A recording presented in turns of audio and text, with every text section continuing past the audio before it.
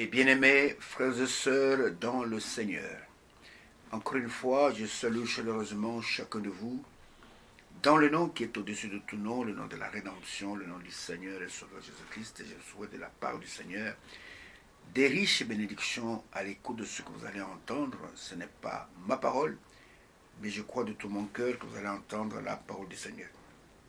Et que la grâce du Tout-Puissant puisse faire de telle sorte que cette parole que vous allez entendre soit comme une sémence qui tombe dans de la bonne terre et qui va germer et porter beaucoup de fruits pour la gloire de notre Père Céleste. Ainsi, quelle que soit votre communauté, quelle que soit votre religion, quel que soit votre pays, quelle que soit votre coloration de peau, je vous dis simplement que le Seigneur vous aime. Nous sommes tous ses créatures et la volonté de Dieu est que le pécheur ne meure pas, mais qu'il parvienne à la connaissance de la vérité et qu'il puisse arriver à la repentance et qu'il soit sauvé. La repentance, c'est un regret sincère d'une vie qu'on a menée sans Dieu, et Dieu veut que nous puissions revenir à lui, et c'est pour cela que le Seigneur Jésus-Christ est venu. C'est pour ramener dans la bergerie les enfants de Dieu qui sont dispersés sur la terre. Ainsi que la bénédiction du Tout-Puissant repose sur chacun de vous.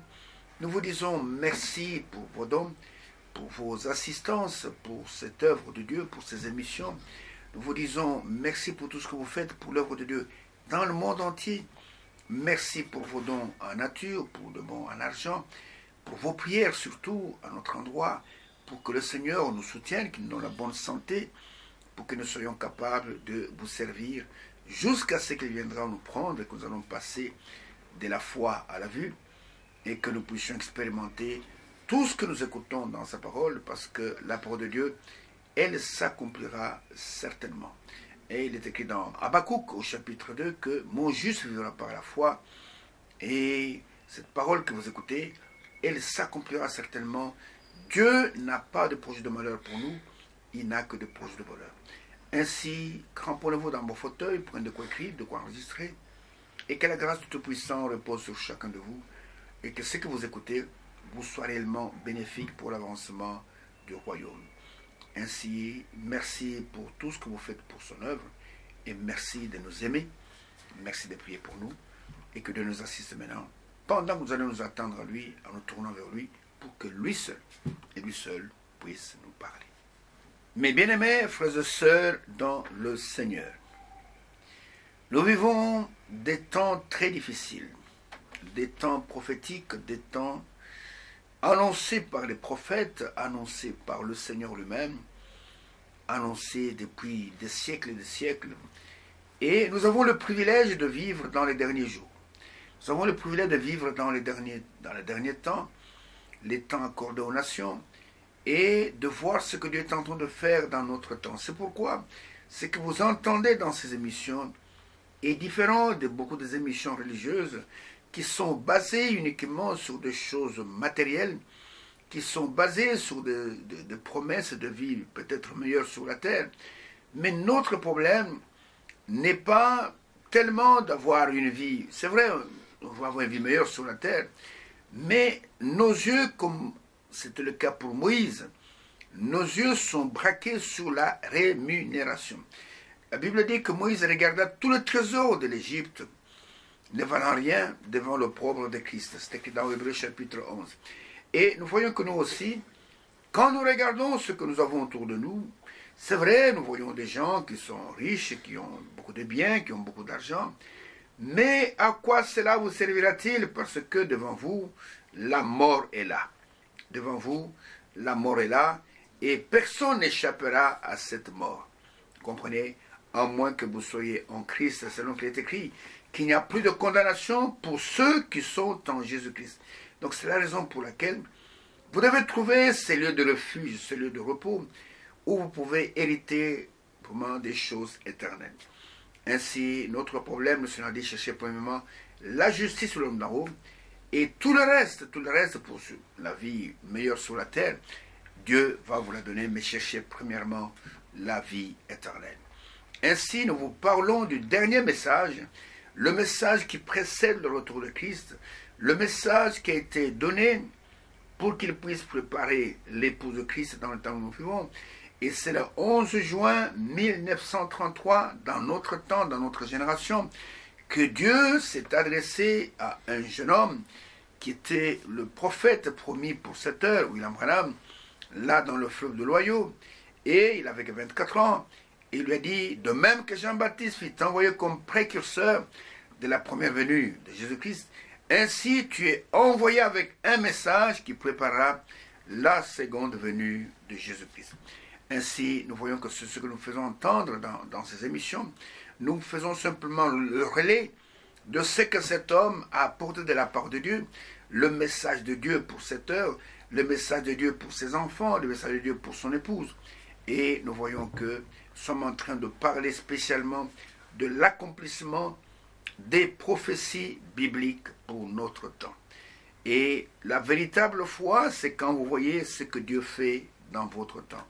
Beaucoup de gens sont très religieux, comme c'était le cas du temps de Noé.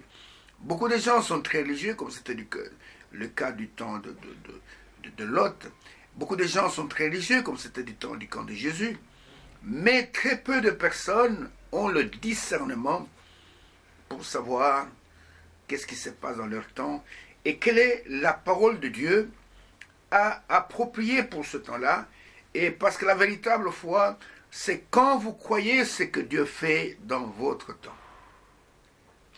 Les pharisiens, quand Jésus est venu, ils pouvaient réciter Moïse a dit, mais ce que Moïse avait dit, ils ne croyaient pas dans ce que Moïse avait dit, parce que Moïse avait dit que le Seigneur, l'Éternel, vous suscitera parmi vos frères un prophète comme moi, et quand il viendra, vous l'écouterez dans tout ce qu'il vous dira. Et quand ce prophète a été manifesté, Israël a manqué de le reconnaître, parce qu'Israël n'a pas reconnu ni le jour, ni le message de l'heure pour son temps. Et nous voyons que dans Romains chapitre 9, que nous lisons tout le temps, et au verset 28, là, il est écrit ceci, « Car le Seigneur exécutera pleinement et promptement sur la terre ce qu'il a résolu. » C'est-à-dire que tout ce que nous voyons sur cette terre, c'est comme quelque chose qui a été programmé. Le Seigneur exécutera pleinement dans la globalité et promptement, donc brusquement, ce qu'il a résolu. Et c'est pourquoi celui qui est sage, qui écoute ces choses, il fait attention, il regarde à ce qui se passe dans le monde et il veille sur les Saintes Écritures parce qu'il nous est demandé de veiller parce que vous ne savez ni le jour ni l'heure. Ne soyons pas comme des vierges folles qui n'ont pas pu veiller, qui n'ont pas pu prendre de l'huile dans leur vase, mais soyons de ceux-là qui veillent et qui veillent avec la parole prophétique.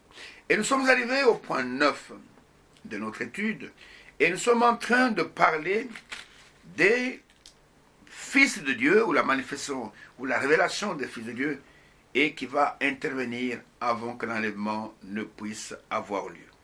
Les fils de Dieu, la manifestation des fils de Dieu. Et nous lisons cela, c'est cette écriture sur laquelle nous sommes en train de nous entretenir. Romains chapitre 8, du verset 18 d'abord au verset 21. Après nous pourrons voir les versets qui suivent après, mais pour le moment nous limitons au verset 21. Là, il est écrit ceci. J'estime que les souffrances du temps présent ne sauraient être comparées à la gloire à venir qui sera révélée pour nous. Aussi la création attend-elle avec un ardent désir la révélation des fils de Dieu.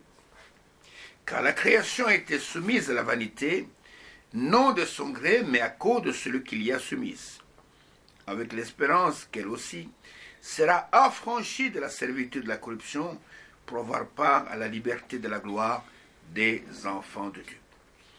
La création a été soumise à la vanité, c'est vrai. Il y a beaucoup de vanité sur cette terre.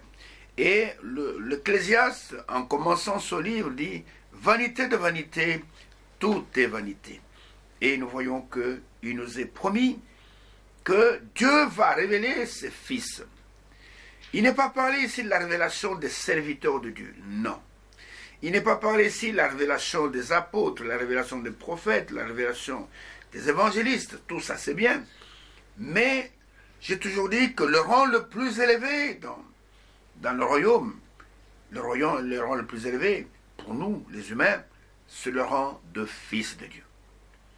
Être fils de Dieu, c'est plus qu'être un serviteur. Être fils de Dieu, c'est plus qu'être simplement un pasteur, être un évangéliste, être un prophète. Être fils de Dieu, cela veut dire que nous sommes héritiers des biens de notre Père. Nous sommes héritiers de Dieu et nous sommes co-héritiers de Christ. Et nous voyons, frères, et que beaucoup de gens sont là, ils veulent être des serviteurs, mais ils ne sont pas des fils de Dieu. Et pour être un fils de Dieu, vous devez naître de sa sémence. Vous comprenez? Regardez, je prends le verset dans Romains chapitre 8 là, et commençons un peu au verset 14 jusqu'au verset 17. Donc les 4 versets qui viennent un peu juste avant. Là, il est écrit ceci. Car tous ceux qui sont conduits par l'Esprit de Dieu sont fils de Dieu. Et vous n'avez point reçu un esprit de servitude pour être encore dans la crainte, mais vous avez reçu un esprit d'adoption par lequel nous crions Abba, Père. L'Esprit lui-même rend témoignage à notre esprit que nous sommes enfants de Dieu. Écoutez maintenant le verset 17. Or, si nous sommes enfants, écoutez, nous sommes aussi héritiers. Héritiers de Dieu et co-héritiers de Christ, si toutefois nous souffrons avec lui, afin d'être glorifiés avec lui. Si toutefois nous souffrons avec lui, afin d'être glorifiés avec lui. Et nous avons montré dans l'émission qui a précédé celle-ci qu'il y a sur la terre, il y a 2 puissances qui s'affrontent continuellement. Il y a la puissance de Dieu, il y a la puissance du diable. Et de même qu'il y a des enfants de Dieu, il y a aussi les enfants du diable. Nous avons démontré ça dans l'émission qui a précédé. Et nous allons encore le confirmer aujourd'hui. Et nous avons lu cette écriture dans 1 Jean chapitre 3. 1 Jean chapitre 3. Regardez ce qui est écrit, verset 9 et jusqu'au verset même 10. Il est dit ceci, et quiconque est né de Dieu ne pratique pas le péché, parce que la sémence de Dieu demeure en lui. Et il ne peut pécher, écoutez, parce qu'il est né de Dieu. Écoutez maintenant le verset 10. C'est par là que se font reconnaître les enfants de Dieu et les enfants du diable. C'est la Bible qui déclare, c'est pas moi qui le déclare. Quiconque ne pratique pas la justice n'est pas de Dieu, ni celui qui n'aime pas son frère. Donc nous avons sur cette terre les enfants de Dieu et nous avons aussi les enfants du malin. Et les 2 semences chevauchent ensemble sur la terre. Et le Seigneur a dit quelque part, c'est à leurs fruits que vous les reconnaîtrez. Ce n'est pas parce qu'ils prêchent bien. Ce n'est pas parce qu'ils font des miracles. Il est écrit dans Matthieu chapitre 7 que en ce jour-là, c'est le Seigneur qui parle, plusieurs viendront à moi et diront, Seigneur, n'avons-nous pas prêché en ton nom? Ils ont prêché en son nom. N'avons-nous pas fait des miracles en ton nom? Ils ont fait des miracles en son nom. N'avons-nous pas chassé des démons en ton nom? Ils l'ont fait. Et pourtant, il ne lui appartenait pas. Et le Seigneur va lui dire, éloignez-vous de moi, vous qui commettez l'iniquité, car je ne vous connais même pas. C'est-à-dire que dans mon royaume, quand je regarde dans le livre de vie, vos noms ne figurent même pas. Vous n'êtes pas dans ce livre-là. Et nous voyons que, bien qu'ils ont servi, bien qu'ils ont prêché, bien qu'ils ont fait des miracles, bien qu'ils ont fait beaucoup de choses grandioses, et le fait de faire des miracles ne fait pas de vous un enfant de Dieu. Mais vous devez absolument naître de sa sémence, naître de lui. Et comme nous avons là que celui qui est né de Dieu pas né d'une organisation. On n'est pas de nouveau d'une organisation. Celui qui est né de Dieu, et nous naissons de sa sémence et de son esprit. Nous naissons d'eau et d'esprit. Celui qui est né de Dieu ne pratique pas le péché. La vie de péché n'est pas sa vie. C'est lui qui est né de Dieu. Et regardez ce que l'apôtre Paul, plutôt l'apôtre Jean ajoute encore, toujours dans 1 Jean au chapitre 5. 1 Jean au chapitre 5, à propos toujours des enfants de Dieu. 1 Jean au chapitre 5. Regardez ce qu'il ajoute encore. Et regardez verset 18 et verset 19. 1 Jean 5, 18 à 19, il dit: nous savons que quiconque est né de Dieu, toujours né de Dieu, ne pratique pas le péché. Mais celui qui est né de Dieu s'égarde lui-même et le malin ne le touche pas. Nous savons que nous sommes de Dieu et que le monde entier est sous la puissance du malin. Nous savons que nous sommes de Dieu et que le monde entier, excepté nous, est sous la puissance du malin. Et le Seigneur a bien expliqué cette histoire dans une parabole que nous allons examiner ensemble.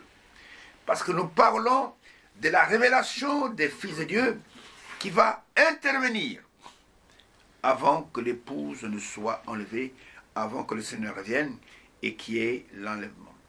Quand nous allons dans Matthieu au chapitre 13, il y a une parabole là dans Matthieu chapitre 13 et où le Seigneur il décrit bien ce qui se passe sur la terre. Il décrit bien les deux semences qui sont sur la terre.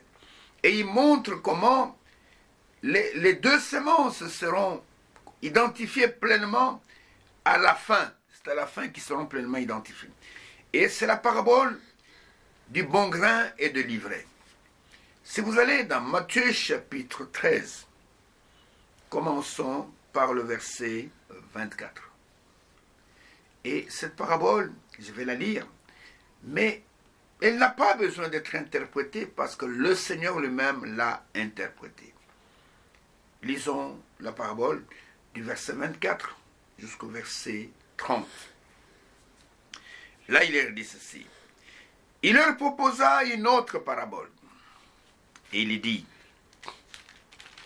le royaume des cieux est semblable à un homme qui a semé une bonne semence dans son champ. Je m'arrête d'abord là. Il faudrait que tous les symboles qui sont dans cette parabole soient bien saisis. Le royaume de Dieu, le royaume des cieux, est semblable à un homme, on parle de quelqu'un, qui a semé non pas la mauvaise semence, mais une bonne semence, pas dans un champ de quelqu'un d'autre, dans son champ. Il est le propriétaire du champ. J'insiste beaucoup là-dessus parce que vous allez comprendre pourquoi j'insiste là-dessus. Et il a semé la bonne semence dans son champ. Verset 25. Mais pendant que les gens dormaient, pendant que les gens étaient distraits, son ennemi vint, sema délivré la mauvaise semence parmi le blé et s'en alla.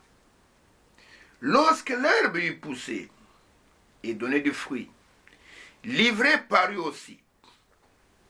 Les serviteurs du maître de la maison vinrent lui dire: Seigneur, n'as-tu pas semé une bonne semence dans ton champ? D'où vient donc qu'il y a des livrets? Il répondit: c'est un ennemi qui a fait cela. Et les serviteurs lui dirent: veux-tu que nous allions l'arracher? Non, dit-il, parce que vous n'avez pas le discernement. De peur qu'en arrachant l'ivraie, vous ne déraciniez en même temps les blés. Verset 30. Laissez croître ensemble l'un et l'autre jusqu'à la moisson. Et à l'époque de la moisson, je dirai au moissonneur: arrachez d'abord l'ivraie, il y a là en gerbe pour la brûler, mais amassez le blé dans mon grenier.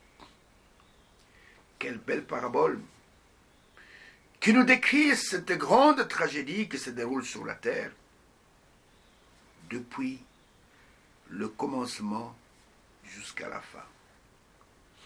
On nous parle d'un homme qui avait son champ, qui a semé une bonne semence. Et on nous dit aussi que pendant que les gens dormaient pendant la nuit, pendant que la garde était baissée, qu'on ne surveillait pas, son ennemi, l'ennemi de cet homme, est venu pendant la nuit et il a sémé, non pas la bonne semence, mais il a sémé la mauvaise semence dans le champ. La bonne semence, là, c'est le blé.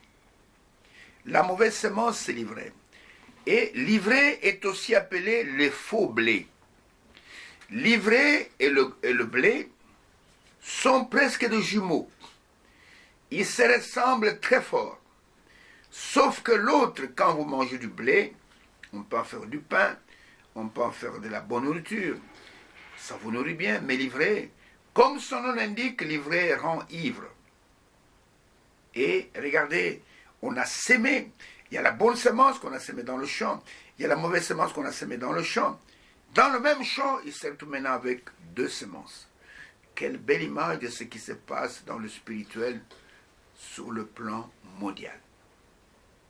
Et quand on a semé les semences, personne ne pouvait savoir qu'il y avait une semence étrangère dans le champ. C'est quand les semences ont commencé à pousser, quand les semences ont commencé à manifester des feuilles, les tiges, les feuilles sont apparues, et que le grain aussi est apparu, c'est là où les serviteurs du maître ont dit, « Maître, n'as-tu pas semé une bonne semence dans ton champ ?» Il dit, « Oui. » « Mais d'où vient qu'il y a la mauvaise semence dans le champ ?» Et il va répondre, c'est un ennemi qui a fait cela. Alors les travailleurs lui disent, veux-tu que nous allons l'arracher? Il dit, non, non, ne faites surtout pas ça. Vous n'êtes pas capable de les distinguer. Ils sont tellement semblables. Ils sont tellement semblables qu'il n'y a pas moyen de les distinguer. Vous risquez d'arracher le bon grain en pensant que c'est le mauvais grain. Oh, quelle belle image de ce qui se passe avec nous aussi dans les églises. Frère, ce n'est pas parce que quelqu'un est très pieux qu'il est un enfant de Dieu, non. Ce n'est pas parce qu'il fait de longues prières qu'il est un enfant de Dieu, non. Ce n'est pas parce qu'il prêche bien qu'il est un enfant de Dieu, non. Et Judas a aussi prêché, Judas aussi a fait des miracles, mais il était la semence de l'ennemi. Vous comprenez? Le Seigneur dit, n'arrachez pas. Laissez croître jusqu'au temps de la moisson. Et au temps de la moisson, moi-même, le maître de la maison, le maître du champ, j'enverrai des moissonneurs et ils vont d'abord couper, arracher la mauvaise herbe. Eux, ils seront distingués. Ils vont arracher la mauvaise herbe et ils vont la destiner où? Au feu. Ils vont la brûler. Et après, ils vont ramasser le bon grain, le blé. Ils vont l'amasser dans mon grenier. Et voilà la parabole que le Seigneur a donnée. Et vous savez, le faux blé qui est là, qui est livré, qui ressemble au blé, mais sa destination c'est le feu. Le bon grain, le blé, sa destination c'est le grain. Nous voyons que chaque semence a sa destination. Alors je vous ai dit qu'on n'a pas besoin de se poumonner pour donner l'interprétation de cette parabole. Le Seigneur lui-même la donne. Et aller plus loin dans Matthieu chapitre 13, du verset 36 jusqu'au verset 43, oh, voilà l'interprétation, le ainsi dit le Seigneur de cette parabole. Au verset 36 jusqu'au verset 43. Alors il renvoya la foule et entra dans la maison. Ses disciples s'approchèrent et dirent, explique-nous la parabole des livrées du champ. Maintenant, écoutez bien attentivement. Il répondit,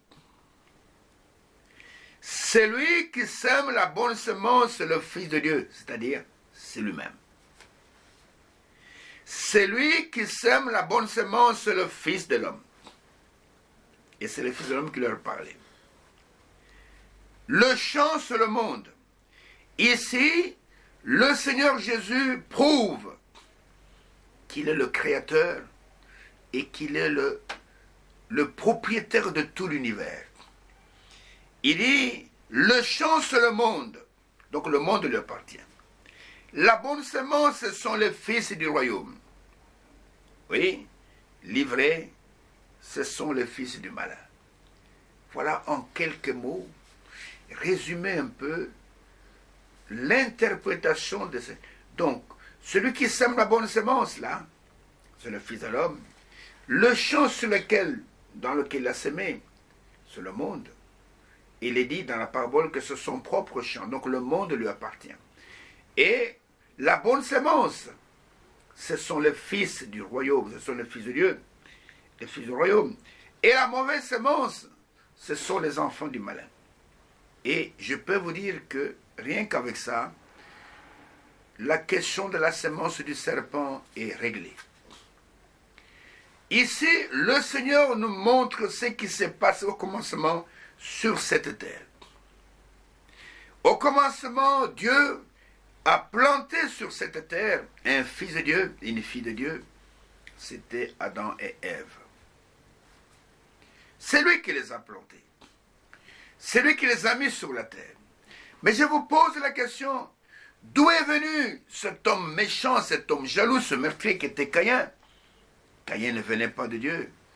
Caïn, comme la Bible dit, 1 Jean chapitre 3, verset 12, Caïn venait du malin.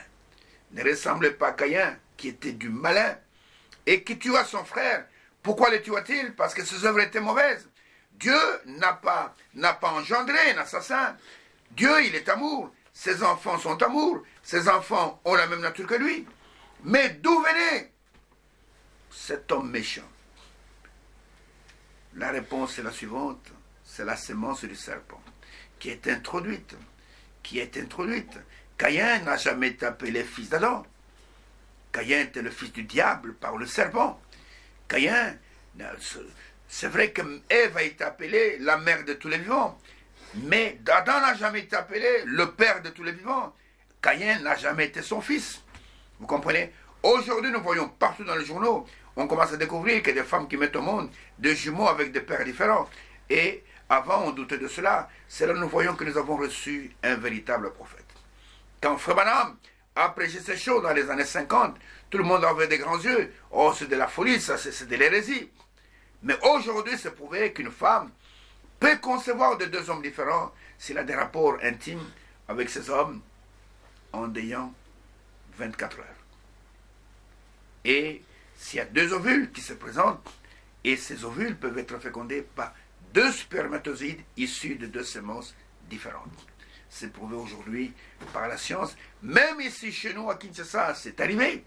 C'est arrivé. Une fois, j'ai pris à la télévision, une dame qui était ma voisine, qui ne priait pas avec nous, est intéressée. Elle a pris la bande de cette émission que j'avais faite sur la semence du serpent. Elle est allée faire écouter à ses amis. C'est arrivé dans la maison de quelqu'un qui avait des doutes sur un des jumeaux, qui a dit: ah non, en tout cas, ce passé, il a raison, cet enfant n'est pas mon enfant. La femme, ce n'est pas possible. Comment? Tu dis que ce n'est pas ton enfant. Et il a exigé des tests ADN. Et quand on a fait des tests ADN, l'un des enfants n'était pas son enfant. Et la femme a dû avouer qu'elle avait un amant. C'est ce qui est arrivé au commencement. Le fruit qu'ils ont mangé, ou l'arbre qu'ils ont mangé au commencement, c'est l'acte sexuel, s'il vous plaît, mon ami. Bon, il n'y a que des élus qui peuvent comprendre cela. Il n'y a que des élus qui peuvent comprendre cela. Pour les autres, oh là là, quand je dis comme ça, ils bondissent sur leur chaise, ils fulminent de colère. Mais si Dieu ne vous fait pas grâce de comprendre ces choses, alors là, moi je ne peux rien faire pour vous. Parce que la parole de Dieu, on la reçoit uniquement par révélation. Regardez, je vais vous montrer, ce n'est pas mon sujet, mais ça c'est un petit matabiche, un petit bonus que je vous donne pour cette émission, pour vous faire comprendre ce qui s'est passé au commencement, comment l'ennemi, qui voulait avoir une postérité sur la terre, est venu s'aimer sa semence.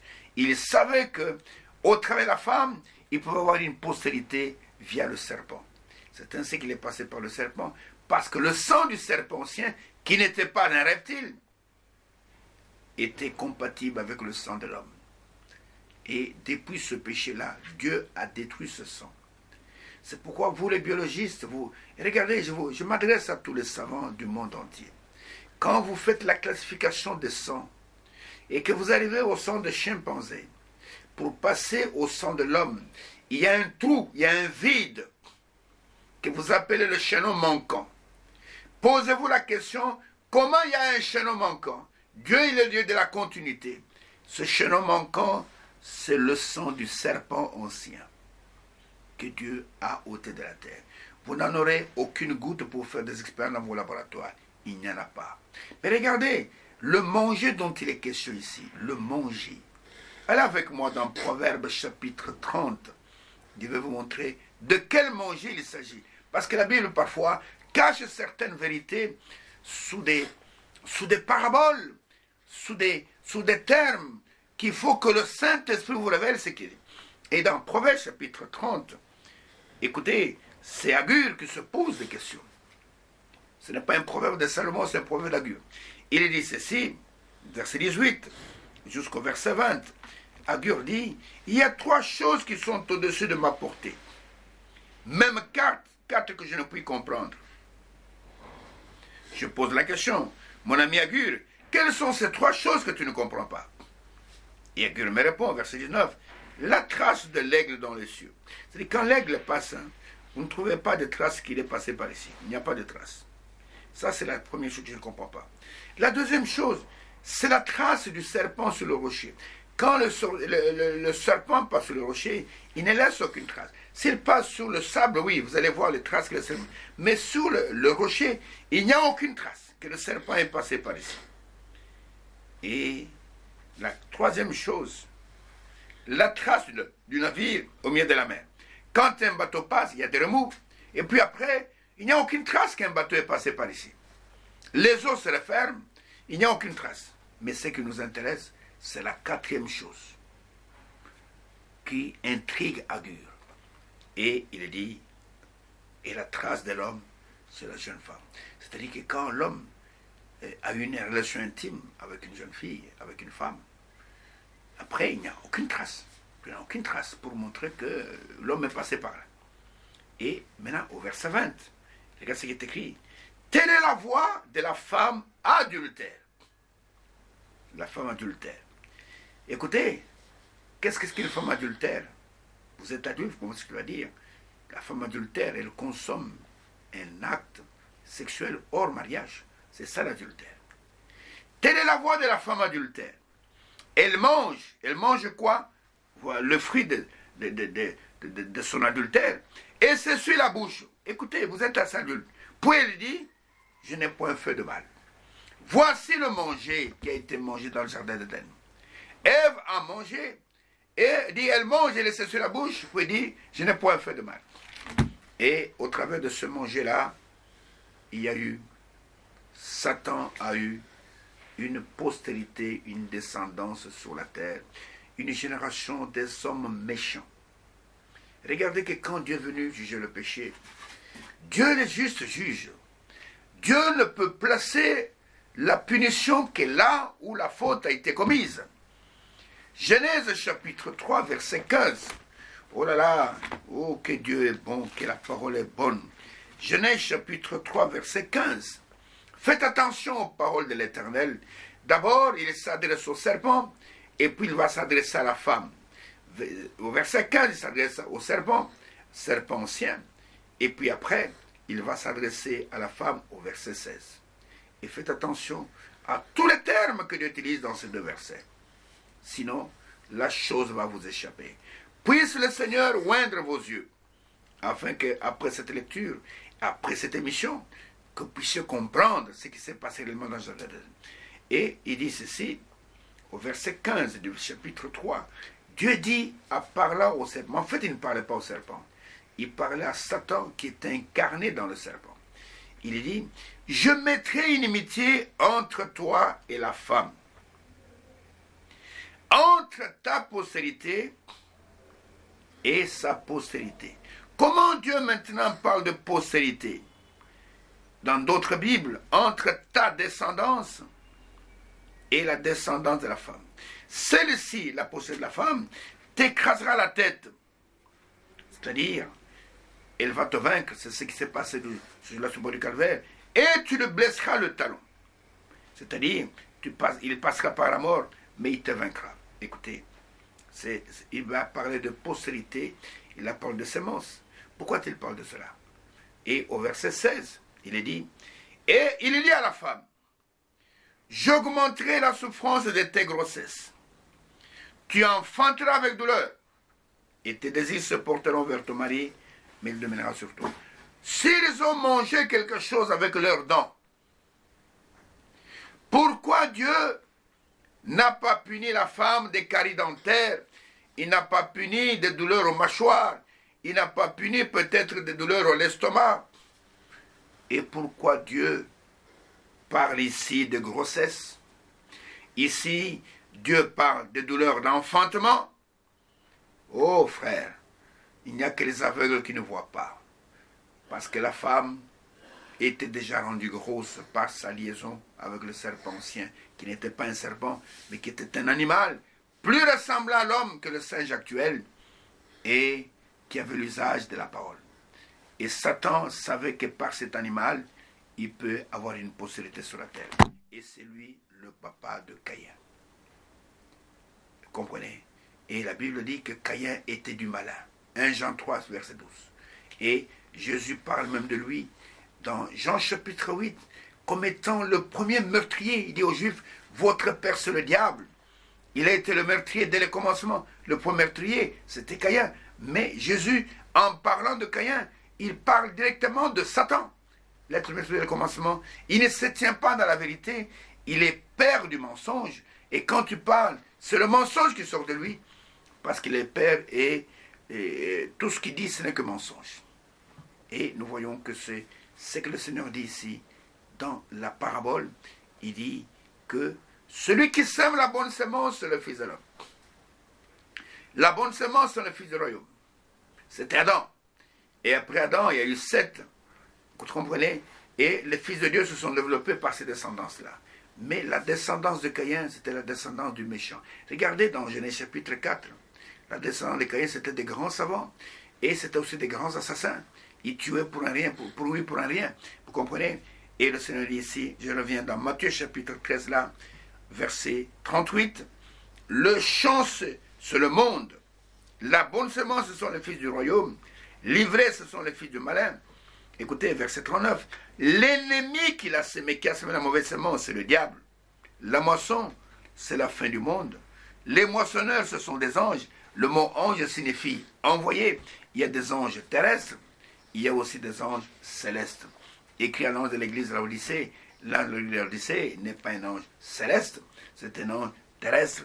Et que l'ange d'Éphèse, et l'ange d'Éphèse c'était l'apôtre Paul. L'ange de Smyrne c'était notre frère Irénée. L'ange de Pergame c'était Martin. L'ange de Thyatire c'était Colomban. L'ange de Sardes c'était Martin Luther. Et l'ange de Philadelphie c'était John Wesley. Et l'ange de Laodicée c'était William Branham, c'est-à-dire c'était le mot ange. Angelos signifie envoyé, vous comprenez?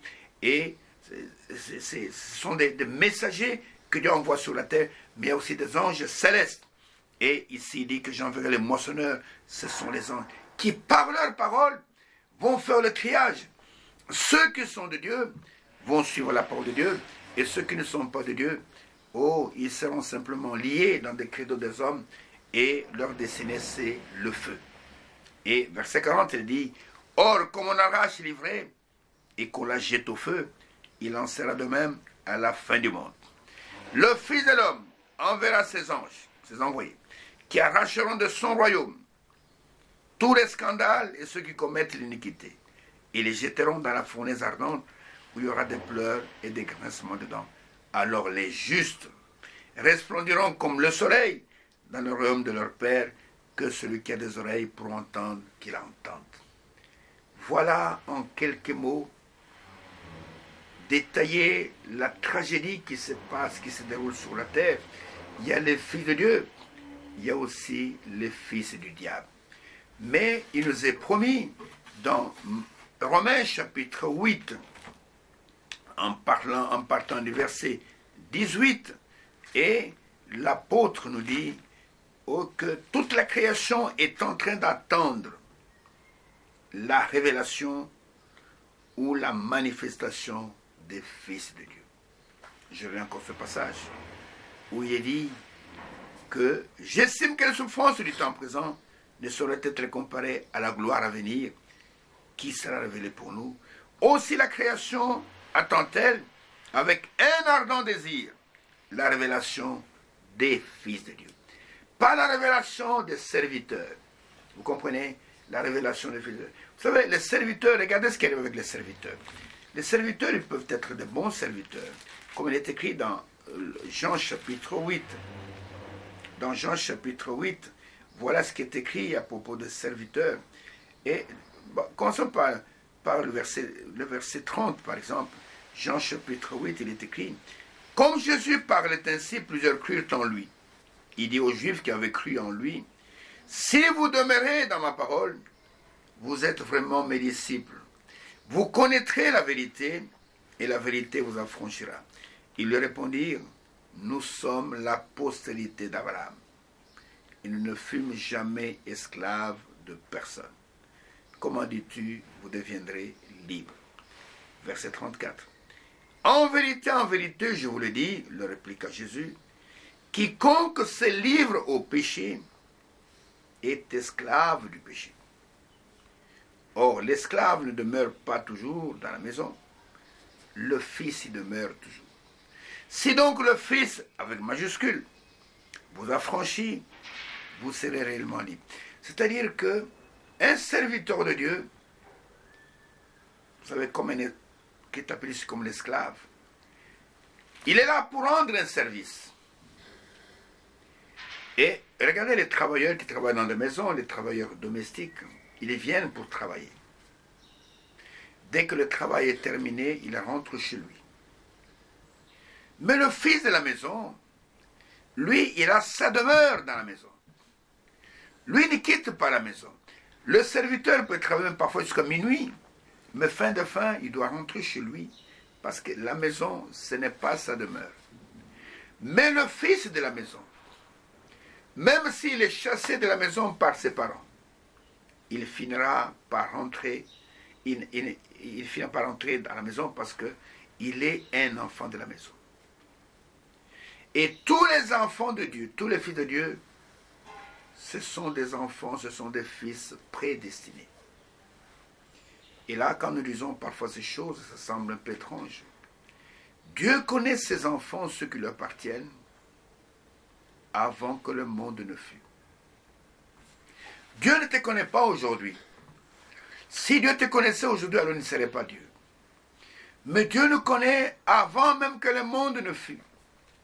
Et avant que le monde ne fût, Dieu a inscrit nos noms dans un livre qui est appelé le livre de vie, et dans lequel il y a un chapitre spécial, le livre de vie de l'agneau. Là se trouvent les noms de l'épouse, de ceux qui prendront part à l'enlèvement, ceux qui seront aux noces de l'agneau, le livre de vie de l'agneau. Mais le livre, il y a un livre de vie, un grand livre, où tous ceux qui seront sauvés, leur nom se trouve dans ce livre-là. Et tout cela, ils sont prédestinés. C'est-à-dire que Dieu le connaît d'avance. Regardez quelqu'un comme Saul de Tarse, qui est devenu après l'apôtre Paul. Même pendant qu'il était pharisien, Dieu le connaissait. Pendant qu'il persécutait l'Église, Dieu le connaissait. Et au temps marqué par Dieu, Dieu l'a appelé. C'est le cas pour toi et pour moi. Quand nous sommes nés, nous étions comme tout le monde. Nous étions dans le monde, dans les dénominations, dans les groupes de prière. Nous étions dans des bars, nous étions dans des stades de football, nous étions dans des choses semblables. Mais Dieu nous connaissait avant la fondation du monde. Et au temps marqué par Dieu, Dieu nous a appelés. Quand le temps fut marqué pour Saul, il y a eu la rencontre sur le chemin de Damas. Et Dieu l'a appelé par son nom. Moïse était né libérateur. Mais Moïse ne le savait pas. Moïse a entendu des récits par sa mère Jochebed. Mais quand le temps fut arrivé, alors Dieu descendu dans le buisson ardent, il appelait Moïse par son nom. Tous les enfants de Dieu sont prédestinés, Dieu les connaît. Alors dans Romains chapitre 8 toujours, commençant par le verset 28 jusqu'au verset 34, écoutez ce récit extraordinaire. Et ce que je vous dis ici, c'est la vérité de Dieu. Si tu es réellement fils de Dieu, c'est que Dieu t'a toujours connu. Si je dis aux gens, si vous voulez savoir si vous êtes de Dieu, regardez dans votre vie passée, pendant que vous êtes encore païen, pendant que vous êtes encore dans le monde, vous allez voir les traces de Dieu dans votre vie et comment Dieu vous a merveilleusement gardé, comment il vous a conduit. Vous devez parfois même mourir. Dieu vous a sauvé.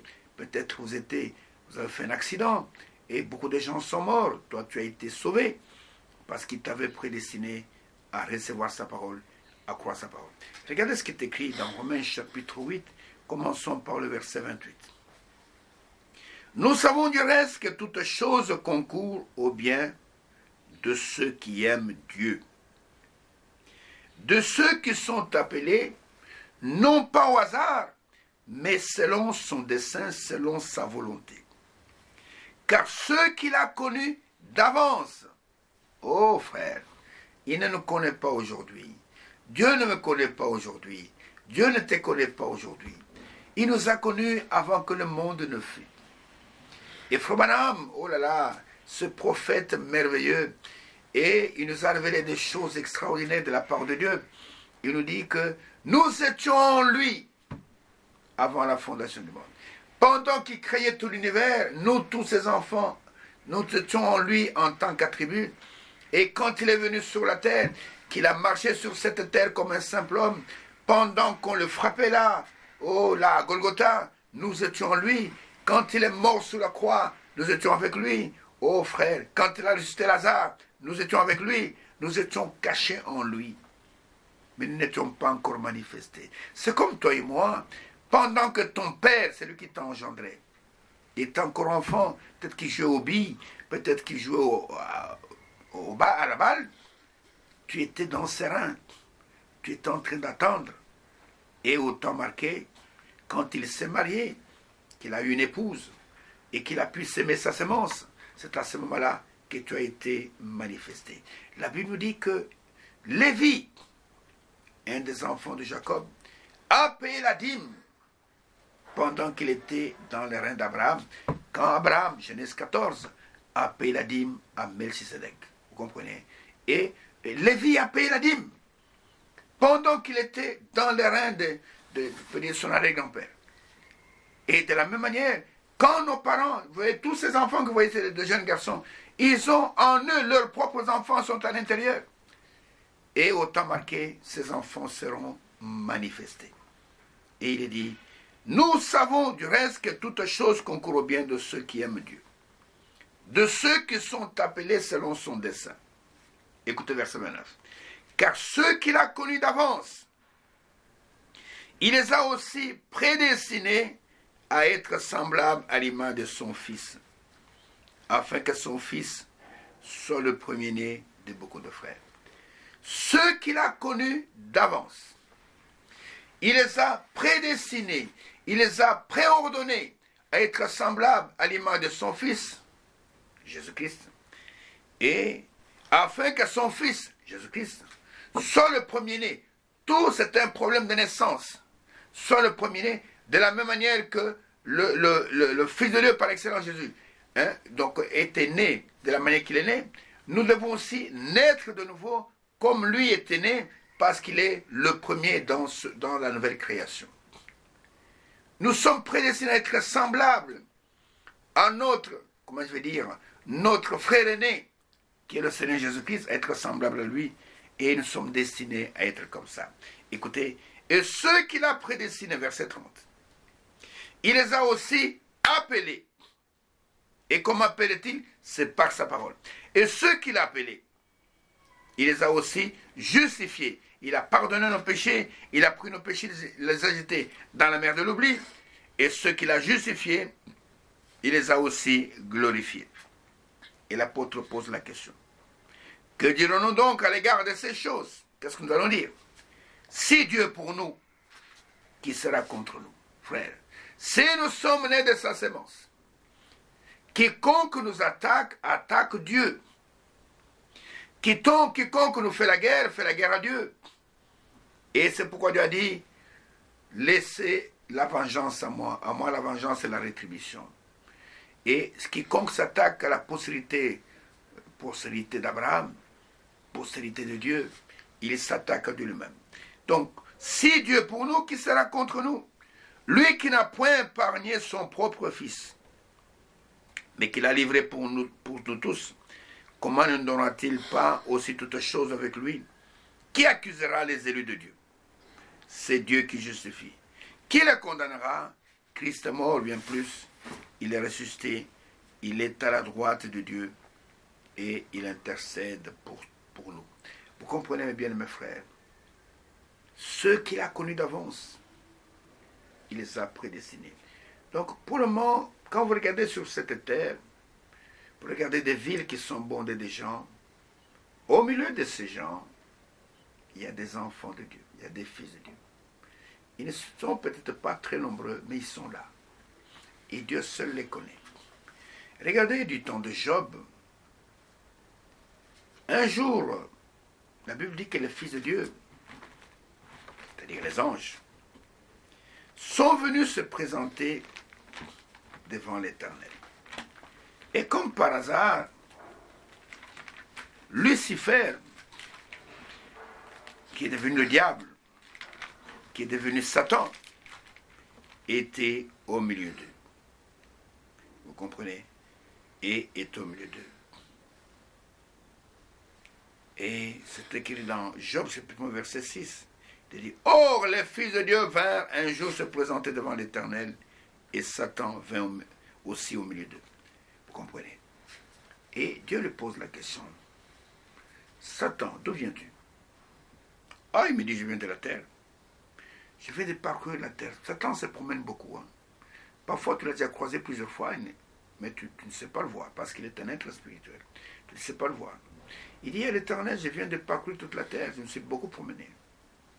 Et Dieu lui dit, as-tu vu sur la terre là mon fils Job? As-tu remarqué mon fils Job? Il est là sur la terre. Il n'y a personne comme lui sur la terre. C'est un homme intègre, droit, craignant Dieu et se détournant du mal. Ça, c'est le témoignage que Dieu donne de Job. Et Satan lui dit, mais est-ce que ce n'est pas pour rien qu'il te sert? Il te sert parce que tu le protèges. Mais ce que je voulais vous montrer, c'est que Dieu indique à Satan que j'ai un fils là sur la terre. Il s'appelle Job. Il marche dans l'intégrité. Il n'y a personne qui est semblable à lui. Et de la même manière, je peux te dire, ici, au temps de la fin, Dieu a sur la terre, comme il en a eu dans tous les âges, mais spécialement dans ce temps, il a des fils et des filles. Et aujourd'hui, les gens ne peuvent pas les reconnaître parce que c'est Dieu qui va les manifester. Ils sont semblables à tous les hommes, tel qu'il est écrit dans le psaume 82. Nous l'avons lu la fois passée. Il dit, vous êtes comme tous les hommes, vous êtes de Dieu, mais vous mourrez comme des hommes. On vous enterre comme des hommes. On vous met dans les tombeaux comme des hommes. Mais ceux qui vous regardent ne savent pas qui vous êtes. Et de la même manière qu'il fallait une révélation pour savoir qui était Jésus, il fallait la révélation du Père. De la même manière, le Père va révéler, dans ce temps de la fin, il va révéler ses propres fils. Et dans l'émission qui va suivre, nous allons entrer un peu plus en détail. Mais je voudrais simplement insister sur le fait que la création tout entière, elle gémit et elle attend. Et la Bible dit qu'elle est dans les douleurs de l'enfantement. Elle est en train, nous verrons ça plus loin. Et nous verrons ça plus loin. Et il est dit ceci, que la création attend avec un ardent désir la révélation ou le dévoilement des fils de Dieu. La révélation, la création attend. Vous comprenez? Et elle veut être aussi affranchie de la servitude pour avoir part à la liberté de la gloire des enfants de Dieu. La création que vous voyez ici a connu un véritable fils de Dieu, c'était Adam. Elle a vu comment la puissance de Dieu agissait au travers de ce Fils. Et puis brusquement, cela a disparu quand l'homme est tombé dans la chute et tout a été bouleversé sur la terre. L'homme qui était craint même par les moustiques ont commencé à le piquer. L'homme qu'aucun serpent aucune bête ne pouvait affronter, l'homme a commencé à être dévoré même par des lions. Mais au commencement, il n'en était pas ainsi. Et la création tout entière est en train de gémir. Elle a un ardent désir de voir de nouveau le Fils de Dieu. Et Jésus est venu. Il a montré ce que nous serons. Il était le Fils de Dieu manifesté. Il avait la parole créatrice. Il pouvait parler à la mer s'arrêtait, se calmait.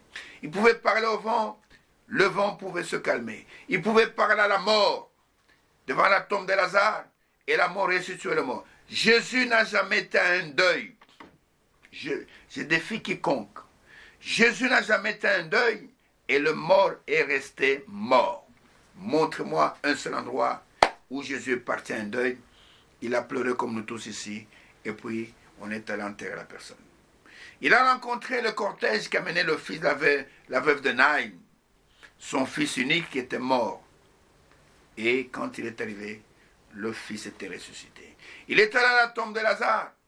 Lazare qui était dans la tombe depuis 4 jours. Et Lazare est ressuscité. Et il est allé chez Jairus. Sa petite fille venait de décéder pendant qu'on est allé l'appeler. Et quand il est arrivé, l'enfant est ressuscité. Pourquoi? Parce qu'il était la vie manifestée. Et les fils de Dieu qui seront manifestés, ils auront aussi en eux la véritable vie. Ce sera des véritables fils. Et ce sera extraordinaire. Qui va les manifester? Le Père lui-même va les manifester. Et ça, ce n'est pas pour tout le monde. Ce n'est pas pour les religieux. La création n'attend pas la révélation des religieux. Elle attend la révélation des fils de Dieu. Elle n'attend pas la révélation des pasteurs, des évêques, des cardinaux, des papes. Non, non, non, non, non. Elle attend la révélation des fils de Dieu que Dieu va manifester, Dieu va montrer. Voici mes enfants. C'est ça mes enfants. Et tout le reste là, ce n'est que du blabla. Ainsi que Dieu vous bénisse, qu'il vous accorde le discernement des choses les meilleures. Gardez ces choses dans votre cœur. Et si Dieu le veut, nous allons continuer dans l'émission prochaine. En attendant, méditez ce que vous avez entendu et priez afin que Dieu vous révèle sa propre volonté. Que Dieu vous bénisse et je vous donne rendez-vous à l'émission prochaine.